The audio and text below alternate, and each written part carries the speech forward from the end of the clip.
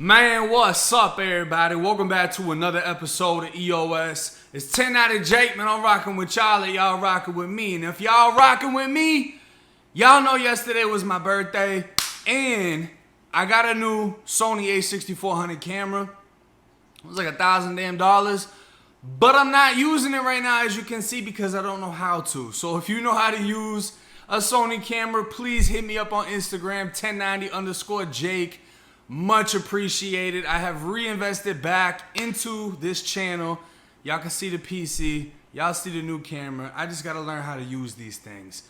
But today's video is going to be on the face of hate. A picture that I saw in prison that stuck with me up until today, where I ran across this man's mugshot once again.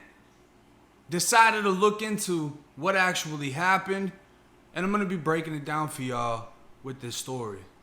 Curtis Allgaier, born August 25th, 1979, in the small city of Custer, South Dakota. He would soon become the face of the skinhead movement in prisons across the country. While serving a 36-month sentence in Florida, in a high custody dorm within one of Florida's most violent institutions, I sat on the toilet while speaking with an American Nazi named Country. He showed me his photo album in the cell, mostly full of white models he'd found in magazines and cut out the pictures. But it was the mugshot of a full-face tattooed skinhead that stood out to me. Country praised him for his actions as he told me about his case. And within a few weeks, Country was transferred to the Jackson County Jail after murdering an inmate at Appalachia Correctional Institution. I came across his picture yet again, searching the internet for prison-related stories, and when I saw him, I flashed back to Appalachia CI, remembering where I'd seen his face inside of that cell 7 years ago.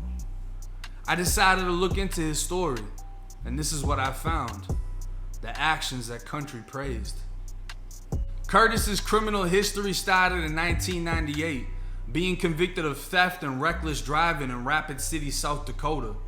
2 years later, he moved to Logan, Utah to live with his aunt and uncle, who was a pastor. But within months, he burglarized his next-door neighbor's apartment, stealing and forging a check out to himself for $300. And within the same month of October, he was charged in another county with carrying a concealed handgun, resulting in a conviction and sentence of 180 days in jail with probation. Curtis fled Utah in August 2001, which led to a 1 to 15 year sentence for violating his probation. Paroling in May 2003, he was rearrested and sent back to prison in July 2004 for traveling to California without authorization and possession of 2 knives. He was up for parole, which was denied due to him tattooing his face. He admitted, "I probably should have waited until I got out," but he denied the tattoos were gang-related, saying AEW didn't stand for Aryan Empire Warriors, but Allgaier's eternally white. Asked why he did it, he explained he thought it would be cool. His whole body was already covered, so he thought he'd do his face, even telling the parole board they don't have to worry about any more disciplinary write-ups. He has no room left to tattoo. He was then paroled in October 2006. 2 months later, becoming a fugitive for 2 days on a parole violation, barricading himself with a firearm inside of a hotel room as the Salt Lake City SWAT team went in after him. He fell through a ceiling where he was attempting to hide, and on June 14th, 2007, he received a 107-month sentence for being a convicted felon in possession of a firearm.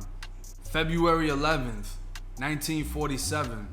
Steven Anderson was born in Murray, Utah. Growing up in Bluffdale, as a youth he earned his Eagle Scout Award and graduated from Old Bingham High School in 1965. He attended college, and in 1970, served 6 years in the United States Marine Corps Reserve.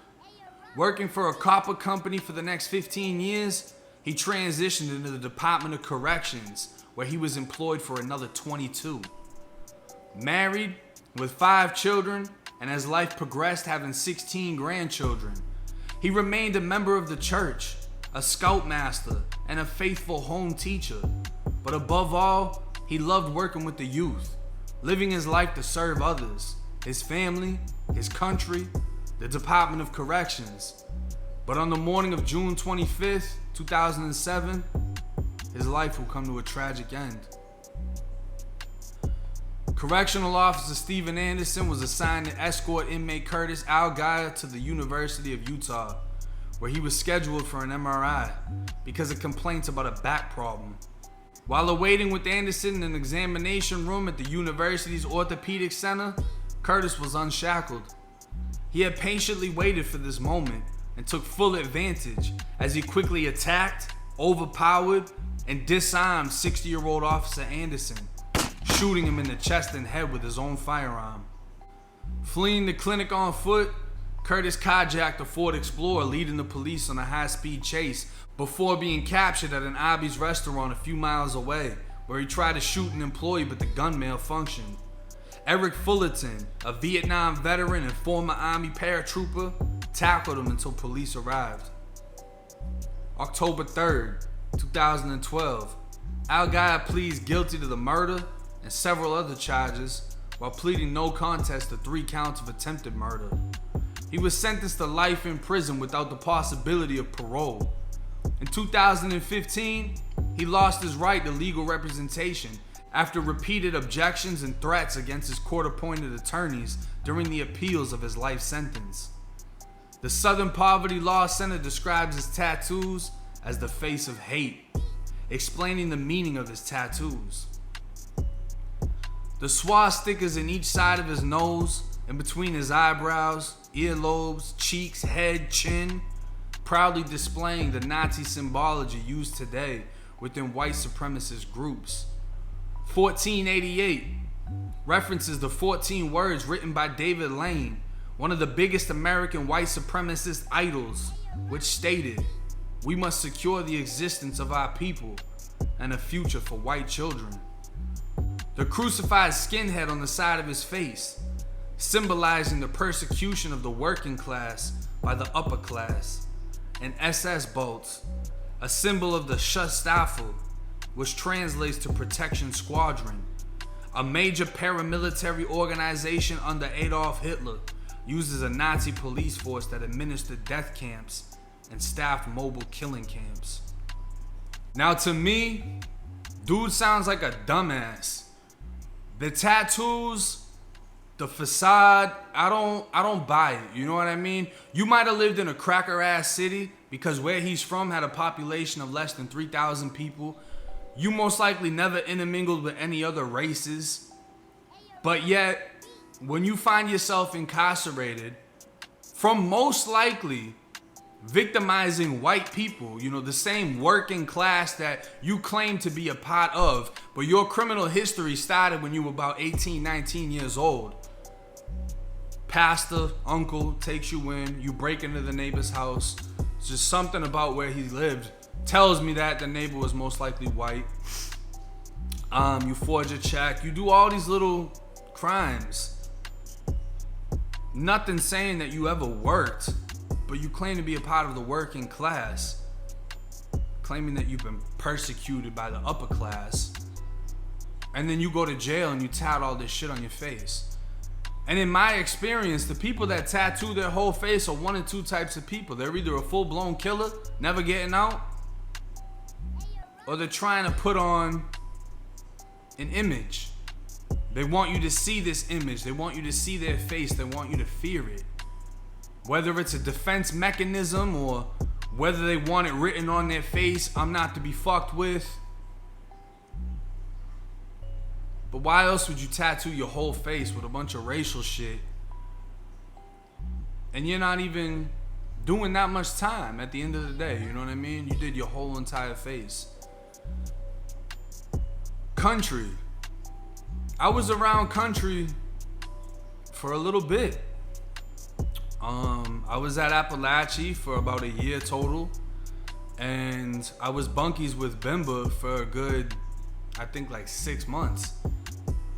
Country was there the entire time Bimba was. Country killed the guy while Bimbo was there. We went back into the cell. We were put on lockdown. And me and Bimbo were just in the cell smoking, getting high, and thinking about it like, damn, buddy just got whacked today. You know what I'm saying? I sat down with Country plenty of times. He even went as far as calling me his nephew. That's how he introduced me to some of his white brothers. We do not have segregation in the state of Florida, so you are going to be around all different types of gangs, and they will communicate. It doesn't matter if the Bloods are selling dope to the fucking white supremacists, or if the Kings are selling this to the, GDs, whatever it is. We really don't have that division unless drama pops off. So everybody knew everybody. I spoke to everybody. You know what I mean? You gotta be a certain type of person for me not to socialize with you. But Country, fun fact about him, he grew up in Hillsborough County. He had the Buccaneers tatted on him. He had a Confederate flag tatted on him. His daughter's a white Crip on the street. To me, he wasn't a bad dude, and I never would have thought that he would have done what he did. He sat down, he taught me about things that I didn't know, broke down things like the Holocaust and what he believes in and why he believes in it. But I saw that picture and he told me, this guy killed the CO, and that is what Country praised about this man, is the fact that he killed a corrections officer. And Country a convict, you know what I'm saying? He'd been down 20 something years, got an additional 20 years for the murder at Appalachia. So he has that hatred, and everybody forms that hatred inside of prison. But in my opinion, there's really nothing to praise about this man. He did nothing in society that would be considered positive, constructive, anything. And his crimes never came from the intention of getting money.